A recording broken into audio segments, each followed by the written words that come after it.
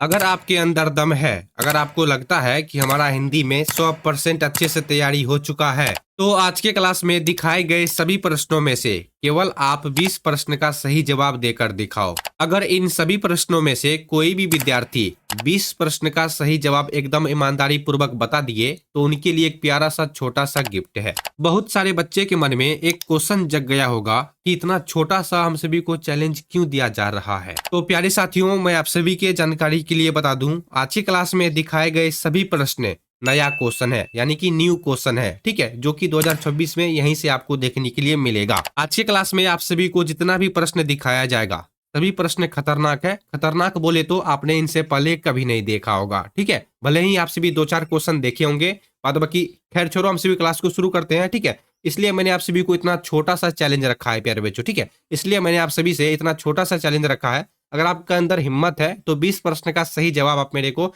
ईमानदारी पूर्वक बता के दिखाना, ठीक है। हम सभी पहले क्लास को शुरू करते हैं। साथियों, आप एकदम 100%, ठीक है, आप 100% ईमानदारी पूर्वक बताइएगा कि टोटल क्वेश्चन में से आपका 20 क्वेश्चन सही हुआ था कि नहीं, ठीक है। टोटल क्वेश्चन में से आप सभी का 20 क्वेश्चन सही हुआ था कि नहीं, ठीक है। देखो, सबसे पहला प्रश्न, छप्पय। आप जानते होंगे ये क्वेश्चन कितना ज्यादा इंपॉर्टेंट है, ठीक है। आप इस क्वेश्चन को पहले अच्छे से पढ़ लिए, ठीक है। हम सभी टोटल मिला के 100 ऑब्जेक्टिव क्वेश्चन देखेंगे, ठीक है। देखते हैं हम सभी कितना ऑब्जेक्टिव क्वेश्चन कवर कर पाते हैं। छप्पय शीर्षक कविता के रचयिता कौन है? रचयिता यानी कि लेखक कौन है, यही हुआ, ठीक है। छप्पय शीर्षक कविता के रचयिता कौन है? अगर आपको मालूम है तो कमेंट कर दो एक बार फटाफट आप सभी, छप्पय शीर्षक कविता के रचयिता कौन है, ठीक है। मैं थोड़ा सा वेट करता हूँ, रिकॉर्डिंग क्लास है प्यारे साथियों, लाइव क्लास नहीं है, ठीक है। बताओ, छप्पय शीर्षक कविता की रचयिता कौन है? चलिए, आप सभी कमेंट कर दिए होंगे। छप्पय शीर्षक कविता की रचयिता कौन है प्यारे बच्चों? तो आप सभी याद रखिएगा, नाभादास जी हैं, ठीक है। छप्पय शीर्षक कविता की रचयिता कौन है, यानी कि लेखक कौन है? तो नाभादास जी। आपको प्यारे साथियों मालूम है नाभादास जी का जन्म कब हुआ था? अनुमानित प्यारे बच्चों आपसे भी याद रखिएगा, 1570 में, ठीक है। यहाँ देखो मैं लिख देता हूँ, आपसे भी याद कर लीजिएगा, ठीक है। 1570 में अनुमानित लगाया जाता है, ठीक है। किसी को 100% मालूम नहीं है, किसी को 100% मालूम नहीं है कि नवादास जी का जन्म कब हुआ था, ठीक है। किसी को मालूम नहीं है, अनुमान लगाया जाता है कि 1570 में शायद इनका जन्म हुआ था, ठीक है। याद रखिएगा आपसे भी। छप्पय शीर्षक कविता की रचयिता कौन है? तो नवादास जी है, ठीक है। एक बात मैं आप सभी को एक बार फिर से बोल देता हूँ प्यारे बच्चों, आप सभी 100% ईमानदारी पूर्वक बताइएगा, ठीक है। एक छोटा सा मैं आप सभी को गिफ्ट दूंगा, जितने भी बच्चे का सही आंसर 20 हो जाएगा, ठीक है। जितने भी बच्चे का 20 क्वेश्चन सही हो जाएगा उनको मैं एक छोटा सा ऑनलाइन ही गिफ्ट सेंड कर दूंगा। यानी कि आप देखिएगा, मैं वीडियो के लास्ट में बताऊंगा कि गिफ्ट छोटा सा क्या है, ठीक है। याद रखिएगा आप सभी, एकदम ईमानदारी पूर्वक आपको बताना है कि 20 क्वेश्चन आपका सही हुआ था कि नहीं हुआ था, ठीक है। ईमानदारी पूर्वक, ठीक है। और जिस भी क्वेश्चन का उत्तर आपको मालूम नहीं हो उनको कॉपी में नोट कर लीजिएगा। एग्जाम में आपको यहीं से प्यारे बच्चों 99.9% मैं गारंटी देता हूं, यहां से बहुत सारे प्रश्न आपको देखने के लिए मिल जाएंगे 2026 को, ठीक है। और एक बात, ये आर्ट्स वाले के लिए भी है, साइंस वालों के लिए भी है, कॉमर्स वालों के लिए भी है। इस बात को आप विशेष करके ध्यान में रखिएगा, ठीक है। चलिए, छप्पय शीर्षक कविता की रचयिता कौन है? आपको याद हो गया होगा, नाभादास जी। याद हो गया, शायद आपको नहीं तो मालूम भी हो सकता है। नेक्स्ट क्वेश्चन, लाना सिंह के भतीजे का क्या नाम था? ठीक है, देखो 2026 के बोर्ड एग्जाम में होगा क्या, एक छोटा सा चेंजेस हुआ है प्यारे बच्चों। एग्जाम में 2026 में क्वेश्चन जो है ना, क्वेश्चन रहेगा बस क्वेश्चन ही, ठीक है, लेकिन क्वेश्चन को थोड़ा सा उलट पुलट कर देगा। उलट पुलट का मतलब जानते हो ना, कि क्वेश्चन में इधर का बात उधर कर देगा, उधर का बात इधर कर देगा, ठीक है। मतलब क्वेश्चन को चेंज करके पूछेगा, लेकिन क्वेश्चन का आंसर वही होगा, ठीक है। देखो इस क्वेश्चन का मतलब क्या है, लाना सिंह के भतीजे का क्या नाम था? क्या आपको इनसे पहले ये क्वेश्चन दिखा था कहीं पर? लाना सिंह के भतीजे का क्या नाम था? मालूम है तो कमेंट करो आपसे भी।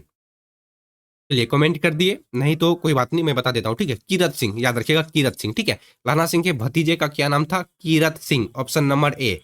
अच्छे से देख लो प्यारे बच्चों, ठीक है। लाना सिंह के भतीजे का क्या नाम था? कीरत सिंह, ठीक है। चलिए अब देखते हैं 3 नंबर में, 3 नंबर में बढ़े हम सभी। चलिए, कवियों का कवि किसे कहा जाता है? ये सभी क्वेश्चन प्यारे बच्चों मोस्ट इंपॉर्टेंट है, मोस्ट इंपॉर्टेंट 99.9% मैं गारंटी लिया हूं आप सभी से। यहाँ से बहुत सारे प्रश्न आपको 2026 में देखने के लिए मिल जाएंगे, ठीक है। बताइए, कवियों का कवि किसे कहा जाता है? हम सभी कवियों का कवि किसे कहते हैं? कमेंट कर दिए। चलिए मैं बताता हूँ, ठीक है। कवियों का कवि प्यारे बच्चों शमशेर बहादुर सिंह को, है कि नहीं? 3 का right answer option number B हो जाएंगे, ठीक है। याद रखिएगा, कवियों का कवि किसे कहा जाता है? शमशेर बहादुर सिंह को कवियों का कवि कहा जाता है, ठीक है। अच्छे से क्वेश्चन आंसर को देखते जाओ आप सभी। चलिए अगला देखते हैं, गैंग्रीन बीमारी का जिक्र किस कहानी में है? गैंग्रीन जो एक बीमारी है, ठीक है, जो अगर आपको हो जाए, गैंग्रीन नामक बीमारी हो गया, तो आपको उस अंग से हाथ धोना पड़ेगा। जैसे आपके हाथ में गैंग्रीन नामक बीमारी हो गया, तो आपके हाथ को काटना पड़ेगा, ठीक है। और हाथ को कौन काटेगा? तो डॉक्टर काटेगा। और डॉक्टर का क्या नाम है? महेश्वर। महेश्वर की पत्नी का क्या नाम है? तो मालती। देखो प्यारे बच्चों, यहाँ से एक क्वेश्चन मैं आप सभी को बताता हूँ, जो कि 100% है कि पूछेगा आपको 2026 में तीनों में, ठीक है। देखो, आपको क्वेश्चन पूछेगा कि रोज रोज पाठ की पात्रा कौन है? रोज पाठ की मुख्य पात्रा कौन है? मालूम है? इस क्वेश्चन का भी अगर आपको मालूम है सही आंसर, रोज पाठ की मुख्य पात्रा कौन है, तो कमेंट कर दीजिएगा, ठीक है। तो मैं बता देता हूँ, नहीं मालूम है तो आप सभी को, रोज पाठ की मुख्य पात्रा है मालती, जो कि महेश्वर की पत्नी है, ठीक है। याद रखिएगा, ठीक है। गैंग्रीन बीमारी का जिक्र किस कहानी में है? तो आपसे भी याद रखिएगा, रोज में है, ठीक है। रोज पाठ में गैंग्रीन बीमारी का जिक्र किस कहानी में है? तो रोज में है, ठीक है। और रोज कहानी की मुख्य पात्रा कौन है? मालती है, ठीक है। चलिए अगला क्वेश्चन देखते हैं हमसे भी। अर्धनारीश्वर निबंध के अनुसार, अर्धनारीश्वर प्यारे बच्चों, अर्धनारीश्वर का मतलब आप सभी अच्छे से जानते होंगे, आधा नारी और आधा पुरुष, ठीक है, जो कि आपको भगवान शंकर के फोटो में देखने के लिए मिल जाएंगे, ठीक है। अर्धनारीश्वर निबंध के अनुसार नारी, नारी यानी कि स्त्री, नारी जब नर के गुण लेती है, नर मतलब क्या हुआ? पुरुष हुआ। जब स्त्री पुरुष के गुण लेती है, तो वह क्या बन जाती है? क्वेश्चन क्या पूछ रहा है? अर्धनारीश्वर, ठीक है। अर्धनारीश्वर निबंध के अनुसार, आप सभी देखे होंगे कि अर्धनारीश्वर एक पाठ है प्यारे बच्चों, ठीक है। अर्धनारीश्वर निबंध के अनुसार, देखो यहाँ से एक क्वेश्चन और बनता है, अर्धनारीश्वर पाठ क्या है? बहुत बच्चे कंफ्यूज हो जाते हैं। तो अर्धनारीश्वर पाठ एक निबंध है, ठीक है। इस बात को भी आपसे भी याद रखिएगा, ऑब्जेक्टिव क्वेश्चन में आपको देखने के लिए मिल सकता है, ठीक है। अर्धनारीश्वर निबंध के अनुसार नारी यानी कि स्त्री जब यानी कि नर यानी कि पुरुष का जब गुण ले लेती है, तब वह क्या बन जाती है? तो राक्षसी बन जाती है, ठीक है। थोड़ा विचलित क्वेश्चन है, आपसे भी याद रखिएगा, बी होगा राइट आंसर, ठीक है। नारी यानी कि जब स्त्री जब पुरुष के गुण लेती है, तब वह क्या बन जाती है? तो राक्षसी। देखो देखो, इस कहानी में एक क्वेश्चन, एक बात और बताया गया है, अगर पुरुष नारी की गुण लेती है, पुरुष स्त्री की गुण लेती है, तो वह देवता कहलाएगा। सोचो कितनी बड़ी बात है, ठीक है। 5 का right answer option number B होगा, राक्षसी, ठीक है।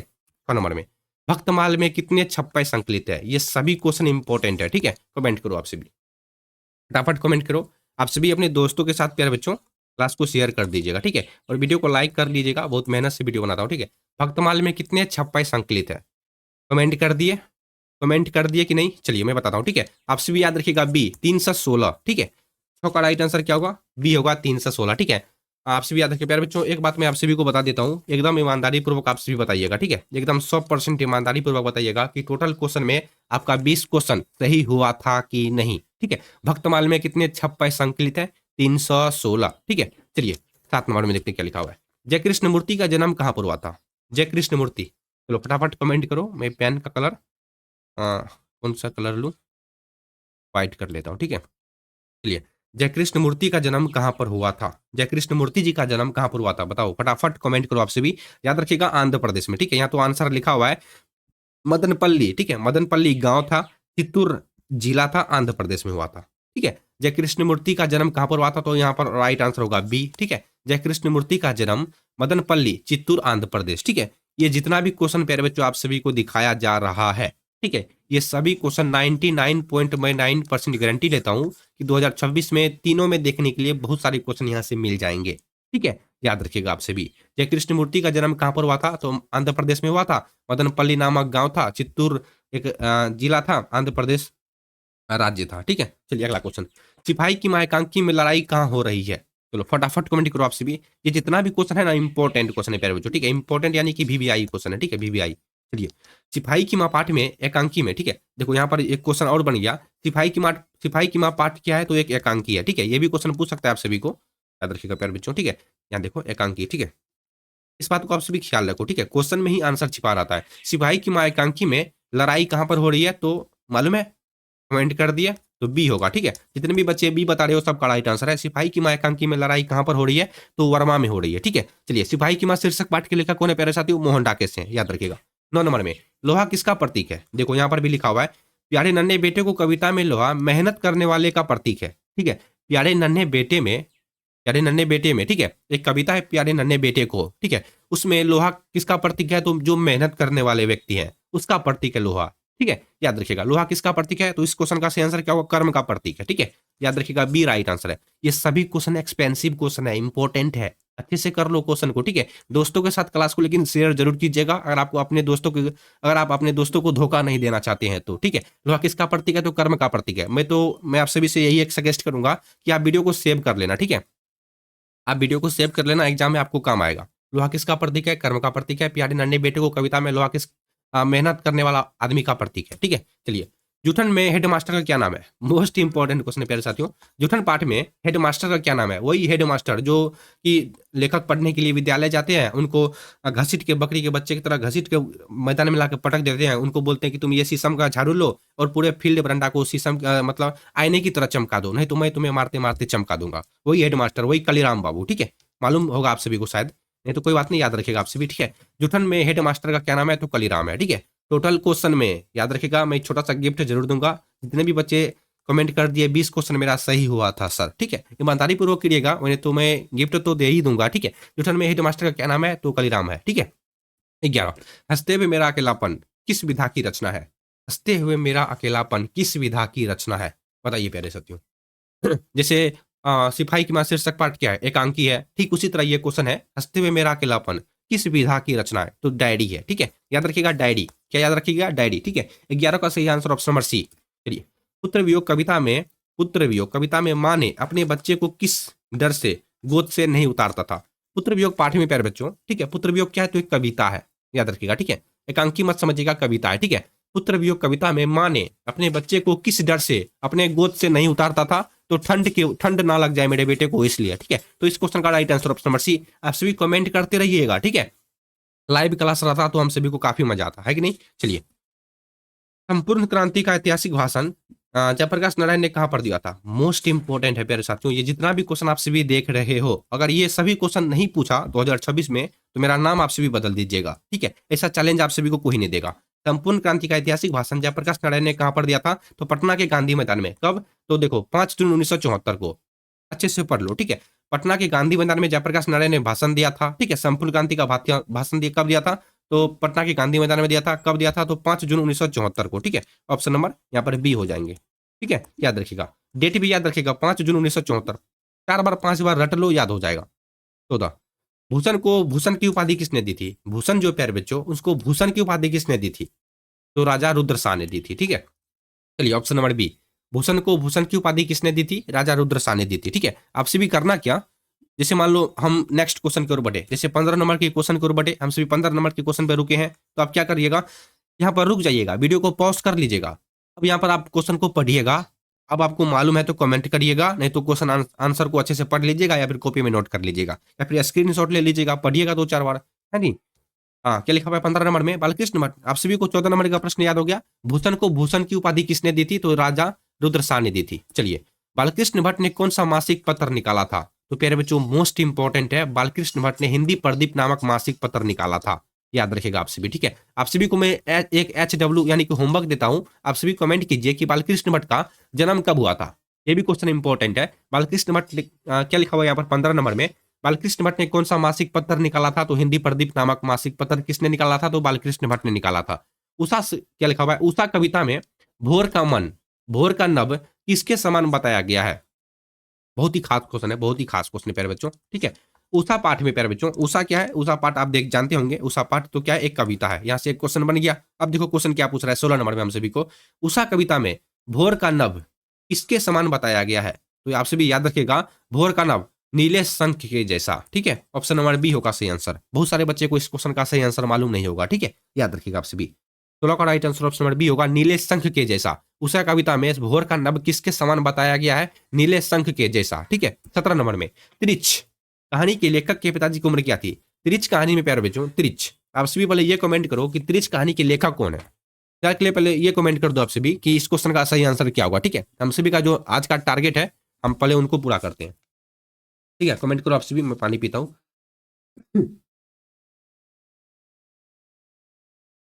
चलिए, आप सभी को मालूम नहीं है तो मैं बता देता हूँ। ठीक है, देखो प्यारे बच्चों, त्रिच कहानी के लेखक के पिताजी की उम्र क्या थी? त्रिच कहानी में, क्वेश्चन कहने का मतलब है, त्रिच कहानी में लेखक के पिताजी की उम्र क्या थी?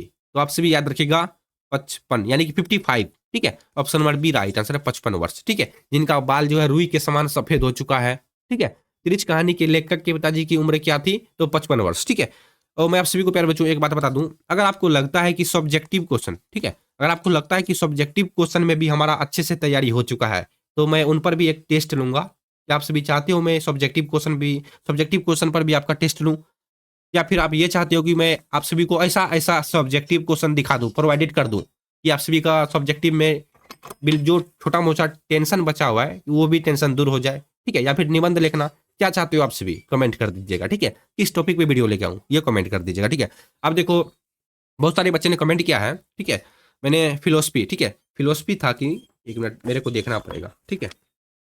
दर्शन शास्त्र यानी कि फिलोसफी था, ठीक है, दर्शन शास्त्र यानी कि फिलोसफी, ठीक है। फिलोसफी का मैंने 2 वीडियो बनाया है 2026 बोर्ड एग्जाम के लिए, ठीक है। 2 वीडियो मैंने बनाया है, ठीक है। जिसपे फर्स्ट वाले वीडियो पे मैंने बहुत सारे बच्चे का अच्छा रिस्पॉन्स देखा, लगभग 7-8 विद्यार्थी मिलकर कमेंट किया कि सर सब्जेक्टिव क्वेश्चन पर वीडियो कब बनाइएगा। तो मैं आप सभी को बता दूं, सब्जेक्टिव क्वेश्चन पर वीडियो जब आप सभी का फिलोसफी का एग्जाम होगा जिस दिन, ठीक है, उनसे 1 या फिर 2 दिन पहले मैं आप सभी को ऐसा सब्जेक्टिव क्वेश्चन दिखा दूंगा, ठीक है। क्योंकि मालूम है उस दिन मेरे को ऐसा सब्जेक्टिव क्वेश्चन के बारे में पता चल जाएगा जिससे आप सभी का सब्जेक्टिव का टेंशन खत्म हो जाएगा, ठीक है। इसलिए आप सभी धैर्य रखना, ठीक है, याद रखिएगा। फिलहाल के लिए आप सभी ऑब्जेक्टिव क्वेश्चन को अच्छे से पढ़ो, ठीक है। ना जाने ऑब्जेक्टिव क्वेश्चन में कौन सा प्रश्न पूछ लेता है फिलोसफी में, खास करके यानी कि दर्शन शास्त्र में।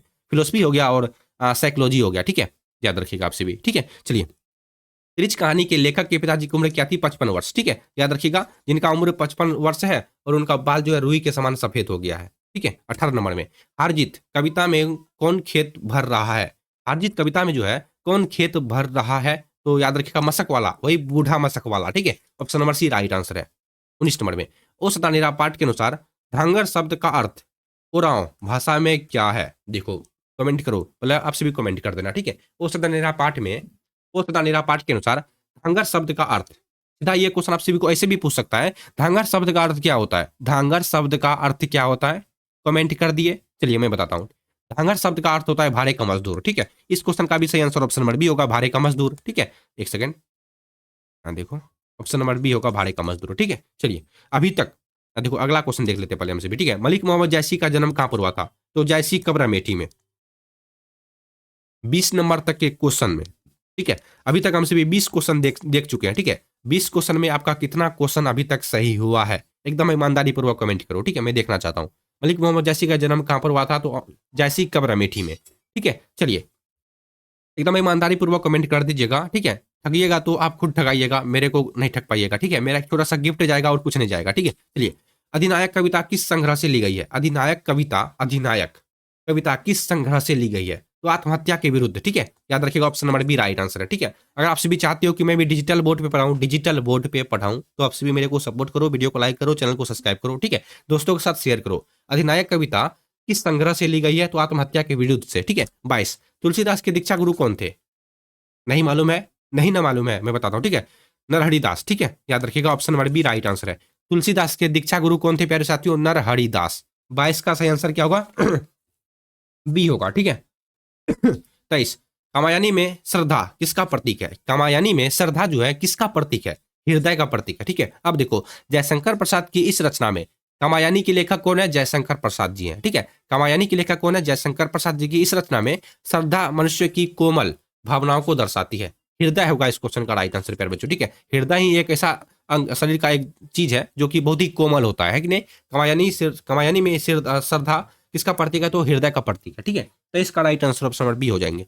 नेक्स्ट, भगत सिंह के अनुसार आत्महत्या क्या है? भगत सिंह के अनुसार, भगत सिंह का नाम जैसे आए तो आप अपने देश के लिए फांसी लगाओ, ठीक है। तो ऑप्शन नंबर बी होगा, यानी कि कायरता और अपराध, ठीक है। क्वेश्चन क्या कर रहा है? क्वेश्चन कर रहा है भगत सिंह के अनुसार आत्महत्या, आत्महत्या का मतलब क्या हुआ? ऐसा नहीं कि कोई लड़की धोखा दिया तो जाके सुसाइड कर लिया, वही हुआ ना, ठीक है। भगत सिंह के अनुसार आत्महत्या क्या है? तो कायरता और अपराध है, ठीक है। और देखो, भगत सिंह के अनुसार आत्महत्या क्या होता है प्यारे बच्चों, ये भी बता देता हूँ, ठीक है। आत्महत्या तो मैंने आप सभी को गांव घर में कैसे होता है आत्महत्या, ये मैं आप सभी को बताया कि कोई किसी को धोखा दिया जाके आत्महत्या कर दिया, ठीक है। अब भगत सिंह के अनुसार आत्महत्या क्या हुआ? जैसे मान लो अभी हम सभी का युद्ध चल रहा है भारत और चीन के बीच, ठीक है। कोई फौजी क्या हुआ? कोई फौजी मैदान छोड़ के भाग रहा है, ठीक है, उसी को बोलते हैं आत्महत्या, ठीक है। और वो जाकर क्या किया? पहले जाकर गोली खा लिया, पहले ही जाके सुत गया, तो वो हो गया आत्महत्या। भगत सिंह के अनुसार आत्महत्या क्या है? तो कायरता और अपराध है, ठीक है। ऑप्शन नंबर बी होगा सही आंसर, ठीक है। 25 नंबर में, मल्यच का असली नाम क्या है? तो मल्यच का असली नाम है क्या? बताओ आप सभी, आप सभी का चैलेंज है, मल्यच का असली नाम क्या है? ठीक है, आप सभी बोले हो कि सर मेरे को सभी क्वेश्चन का मेरा 100% हिंदी में तैयारी हो चुका है, तो आप सभी बताओ क्या होगा मल्यच का असली नाम? जी, मल्यच का असली नाम है भरत जी श्रीवास्तव, ठीक है। ऑप्शन नंबर ये राइट आंसर है, मल्यच का असली नाम है भरत जी श्रीवास्तव। 26, शिक्षा पाठ की रचयिता कौन है? शिक्षा, मैंने आप सभी को जस्ट इनसे पहले बताया था, शिक्षा पाठ के लेखक है जय कृष्ण मूर्ति, ऑप्शन नंबर बी सही आंसर है। ठीक है, बहुत बच्चे को इस क्वेश्चन का सही उत्तर मालूम होगा। ठीक है, ऑप्शन नंबर बी सही आंसर है। शिक्षा पाठ की रचयिता कौन है? जय कृष्ण मूर्ति जी हैं। बातचीत के माध्यम से लेखक क्या बतलाना चाहते हैं? लेखक कौन? वही बालकृष्ण भट्ट। बातचीत के माध्यम से बालकृष्ण भट्ट क्या बतलाना चाहते हैं? तो बातचीत की शैली। ठीक है, यानी कि बातचीत की शैली का मतलब क्या हुआ? बातचीत की शैली का मतलब हुआ कि बातचीत दो व्यक्ति के बीच ही अच्छी होती है। ठीक है, दो से अधिक, तीन से चार, चार से पांच के बीच बातचीत जो है राम रमोइया। ठीक है, यानी कि सभा या मीटिंग बन जाती है। ठीक है, मतलब वहां पर एक दूसरे का निंदा होने लगता है। बातचीत के माध्यम से लेखक क्या बताना चाहता है? तो बातचीत की शैली बताना चाहता है। ठीक है, चलिए 28, अशोक वाजपेयी का जन्म कब हुआ था? बताइए, अशोक वाजपेयी का जन्म कब हुआ था? 28 का राइट आंसर क्या होगा? 28 का सही आंसर आप सभी कमेंट करो फिलहाल के लिए। ठीक है, अशोक वाजपेयी का जन्म कब हुआ था? नहीं मालूम है तो मैं बता देता हूँ। ठीक है, देखो 28 का राइट आंसर होगा ऑप्शन नंबर ए, 16 जनवरी प्यारे बच्चों। ठीक है, 16 जनवरी। अच्छे से क्वेश्चन को देख लो, डेट याद कर लो। ठीक है, क्योंकि यहाँ से 90, यहाँ देखो मैं लिख देता हूँ, 99.9% यहाँ से प्रश्न आपको देखने के लिए मिलेंगे 26 जनवरी को। ठीक है, सॉरी 26 जनवरी को नहीं, फरवरी वाले महीने में, तीनों को, आर्ट्स को भी, साइंस को भी, कॉमर्स को भी। अशोक वाजपेयी का जन्म कब हुआ था? 16 जनवरी 1941, ऑप्शन नंबर ए राइट आंसर है। ठीक है, चलिए 29 नंबर में, प्यारे नन्हे बेटे को, मैंने आप सभी को बताया था प्यारे नन्हे बेटे को जो पाठ है क्या, एक कविता है। ठीक है, जैसे मैंने आप सभी को बताया था, क्या बताया था, जैसे संपूर्ण क्रांति क्या है? तो एक भाषण है। ठीक है, ठीक उसी तरह प्यारे नन्हे बेटे को कविता कविता एक कविता है। ठीक है, प्यारे नन्हे बेटे को कविता में लोहा जो है कहाँ कहाँ मिलता है, यही क्वेश्चन पूछता है। ठीक है, ये क्वेश्चन सब्जेक्टिव क्वेश्चन में भी पूछता है कि बताओ कि लोहा कहाँ कहाँ मिला है। ठीक है, प्यारे नन्हे बेटे को कविता में लोहा कहाँ कहाँ मिलता है? तो आपसे भी याद रखिएगा, चिमटा में, या फिर केवाड़ी की खिड़की में, क्या बोलते हैं उसको, कबचा में। ठीक है, कब्जा में, ऐसा ही किताब में लिखा हुआ है। ठीक है, लेकिन इस क्वेश्चन का सही आंसर होगा ऑप्शन नंबर सी, हर मेहनतकश और घरेलू वस्तु में। ठीक है, option number C right answer है। ठीक है, प्यारे नन्हे बेटे को कविता में लोहा कहाँ कहाँ मिलता है? तो हर मेहनतकश आदमी में और घरेलू वस्तु में, ऑप्शन नंबर सी होगा। ठीक है, नेक्स्ट क्वेश्चन 23 नंबर में, बताओ आपसे भी, पहले क्वेश्चन को पढ़ लो। ठीक है, भूषण किस रस के कवि है? बहुत ही इंपॉर्टेंट है प्यारे साथियों, बहुत ही इंपॉर्टेंट है। ठीक है, भूषण किस रस के कवि है? बता दो आपसे भी, एकदम प्यारे हाथों से कमेंट कर दो, भूषण किस रस के कवि है? नहीं मालूम है, शायद मालूम भी होगा। ठीक है, मैं आप सभी का कमेंट तो पढ़ नहीं सकता, वीडियो बन जाएगा, वीडियो अपलोड हो जाएगा यूट्यूब पर, तब मैं आप सभी का कमेंट पढ़ूंगा। तो याद रखिएगा, वीर रस की कमी है। ठीक है, Veer, option number B right answer है। ठीक है, चलिए याद हो गया आप सभी को 30 का सही जवाब। चलिए आप सभी कमेंट कर दीजिएगा प्यारे साथियों। ठीक है, कमेंट करते जाइएगा आप सभी, वीडियो को लाइक तो 100% कीजिएगा। ठीक है, भूषण किस रस के कवि है? तो वीर है, option number B right answer है। ठीक है, चलिए अगला क्वेश्चन 31 नंबर में। ठीक है, जूठन में किसके घर में शादी थी? जूठन पाठ में, इस क्वेश्चन का मतलब है जूठन पाठ में प्यारे बच्चों किसके घर में शादी थी? तो आपसे भी मालूम है तो कमेंट कर दो। ठीक है, क्योंकि आप सभी का चैलेंज वीडियो है, जूठन में किसके घर में शादी थी? चलिए कमेंट कर दिए, सुखदेव सिंह त्यागी। ठीक है, ऑप्शन नंबर ए राइट आंसर है। सुखदेव सिंह त्यागी की यहाँ किन की शादी थी? तो सुखदेव सिंह की बेटी की शादी थी, याद रखिएगा। ठीक है, जूठन में किसके घर में शादी थी? सुखदेव सिंह त्यागी के यहाँ शादी थी। तो किन की शादी थी? तो उनकी बेटी की शादी थी। चलिए ठीक है, नामवर सिंह को कविता के नए प्रतिमान पर पुरस्कार कब मिला? नामवर सिंह को कविता के नए प्रतिमान पर पुरस्कार कब मिला था? चलिए 32, 32 का सही आंसर होगा ऑप्शन नंबर बी, 1971 में। ठीक है, 1971 में नामवर सिंह को कविता के नए प्रतिमान पर पुरस्कार कब मिला? 1971 में मिला था। चलिए 33, करबक में जैसी, जैसी यानी कि मलिक मोहम्मद जैसी, करबक में जैसी ने किसकी महिमा गाई है? करबक में मलिक मोहम्मद जैसी ने किसकी महिमा गाई है? धन की? नहीं, प्रेम यानी गुण की। ये होगा सही आंसर। ठीक है, ऑप्शन नंबर बी होगा सही आंसर। करबक में मलिक मोहम्मद जैसी ने किसकी महिमा गाई है? प्रेम यानी गुण की। ठीक है, चलिए अगला क्वेश्चन, ज्ञानेंद्र पति का जन्म कहां पर हुआ था? ज्ञानेंद्र पति का जन्म कहां पर हुआ था? तो पत्थरगामा। ठीक है, पत्थरगामा झारखंड में हुआ था। ठीक है, याद रखिएगा ऑप्शन नंबर ए राइट आंसर होगा इस क्वेश्चन का। ज्ञानेंद्र पति का जन्म कहां पर हुआ था? तो पत्थरगामा झारखंड में हुआ था। चलिए, दिनकर यानी कि रामधारी सिंह दिनकर जी को किस कृति पर भारतीय ज्ञानपीठ पुरस्कार मिला? ये तो 101% मैं गारंटी लेता हूँ, ये क्वेश्चन पूछेगा ही पूछेगा। ठीक है, अब पेन का कलर मेरे को चेंज करने दो, पेन का कलर ये रहने दो। ठीक है, चलिए लिखा हुआ है, रामधारी सिंह दिनकर को किस कृति पर भारतीय ज्ञानपीठ पुरस्कार प्राप्त हुआ था? तो उर्वशी। ठीक है, option number C right answer है। चलिए याद हो गया आप सभी को। 36, त्रिच क्या है? त्रिच प्यारे बच्चों, ठीक है, त्रिच से कभी आंख मत मिलाना। ठीक है, अगर आपके सामने त्रिच आ जाए, किताब में बोल रहा है, ठीक है, ऐसा नहीं कि मैं आपको बोल रहा हूँ कि 2026 में आपको देखने के लिए मिल जाएगा त्रिच क्या होता है। ठीक है, त्रिच किताब में लिखा हुआ है। त्रिच क्या है? तो त्रिच एक सांप से भी 100 गुना अधिक जहर वाला जीव है। ठीक है, सोचो, कोबरा। ठीक है, कोबरा से भी 100 गुना अधिक जहर वाला जीव है, 100 गुना अधिक जहर वाला जीव है। तो क्या हो सकता है? तो एक जहरीला छिपकली यानी कि लिजार्ड बोल सकते हो आप सभी, लिजार्ड। ठीक है, ऑप्शन नंबर बी होगा सही आंसर। ठीक है, याद रखिएगा। पुत्र वियोग कविता में छोना शब्द किसके लिए आया है? तो पुत्र के लिए है कि नहीं, बी होगा। पुत्र वियोग कविता में छोना शब्द किसके लिए आया है? छौना। ठीक है, तो ऑप्शन नंबर बी होगा सही आंसर, पुत्र के लिए। ठीक है, तो मैं आप सभी को अब बता देता हूं कि वह मैंने छोटा सा गिफ्ट क्या रखा है, जिनका 20 क्वेश्चन सही हो जाएगा। ठीक है, जिनका 20 क्वेश्चन सही होगा उनके लिए एक छोटा सा गिफ्ट मैंने आप सभी को बताया था। देखो प्यारे बच्चों, आप सभी को गिफ्ट जो होगा लगभग 50 रुपया। ठीक है, 50 रुपया मैं आप सभी को पे करूंगा। ठीक है, ऑनलाइन पे करूंगा। जिनका 20 क्वेश्चन सही हो गया उनको मैं 50 रुपया एक छोटा सा गिफ्ट दूंगा। ठीक है, क्योंकि मेरे पास बड़ा सेटअप तो नहीं है, कि मेरे पास कार तो नहीं है कि मैं आप सभी को गिफ्ट घर भिजवा दूं। ठीक है, इसलिए आपको मैं 50 रुपया दूंगा। आप सभी 50 रुपया से अच्छी अच्छी चीज खरीद के घर में रख लेना मेरे नाम के प्रति। ठीक है, याद रखिएगा।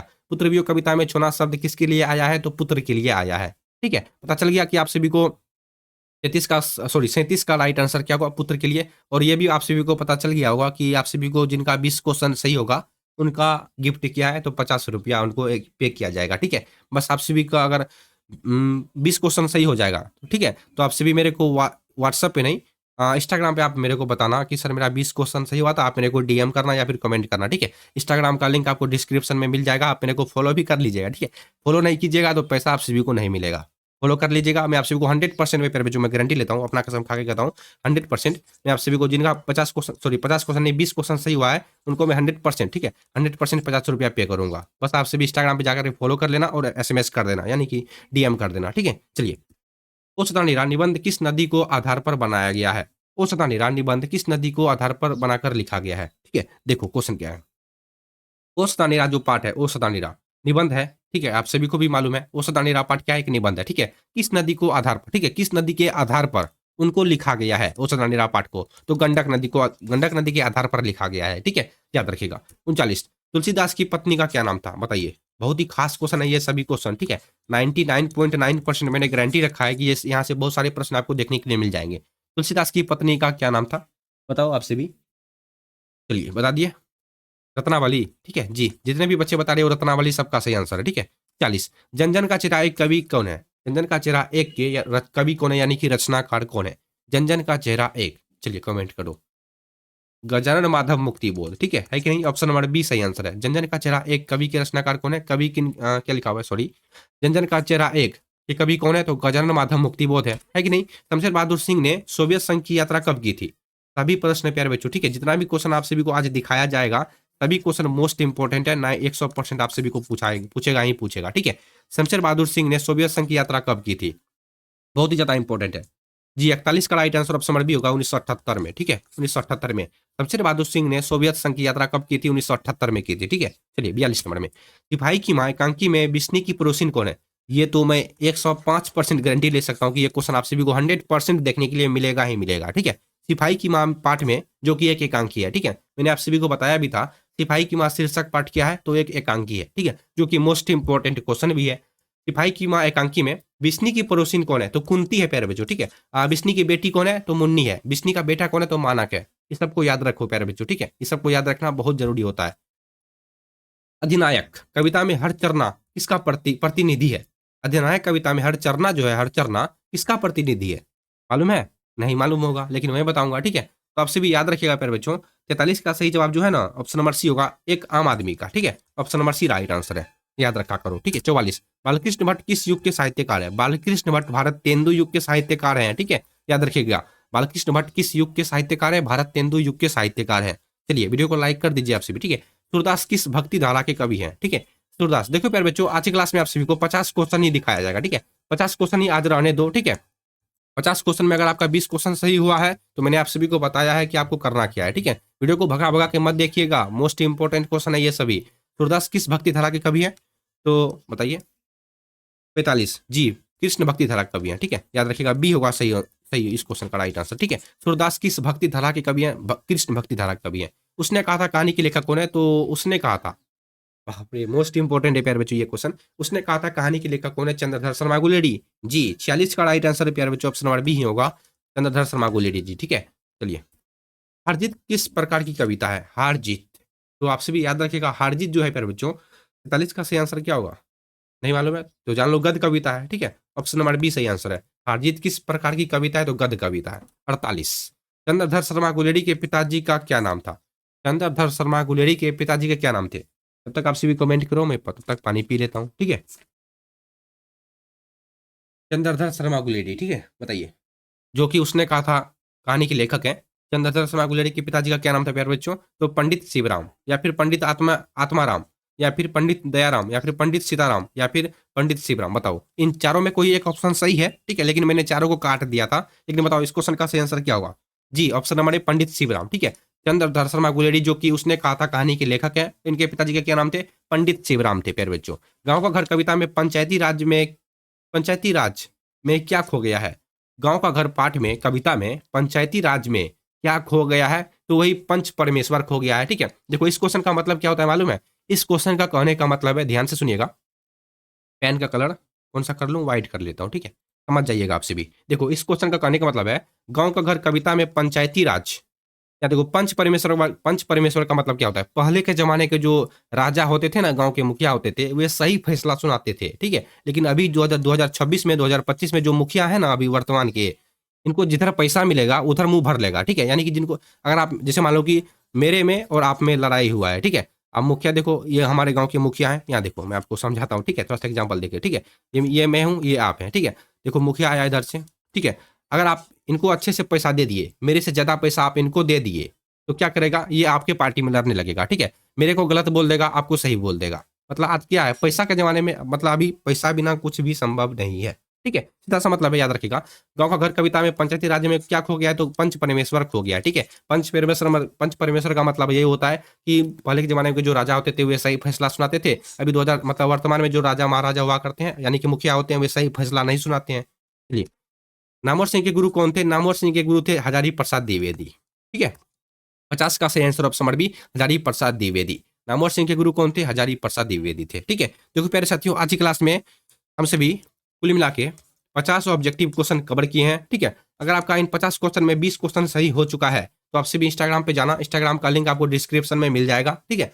फॉलो भी कर लेना, और आपसे भी मेरे को कमेंट कर देना कि सर, मैसेज कर देना कि सर मेरा 20 क्वेश्चन सही हुआ था, आप मेरे को 50 रुपया पे कर दो, ठीक है। तो आप सभी को 100% पे हो जाएगा प्यारे बच्चों। बस आप सभी फॉलो करके रखिएगा, ठीक है, नहीं तो पैसा आप सभी को नहीं देखने के लिए मिलेगा, ठीक है। याद रखिएगा आप सभी। फिलहाल के लिए आप सभी अच्छे से पढ़ो, ठीक है।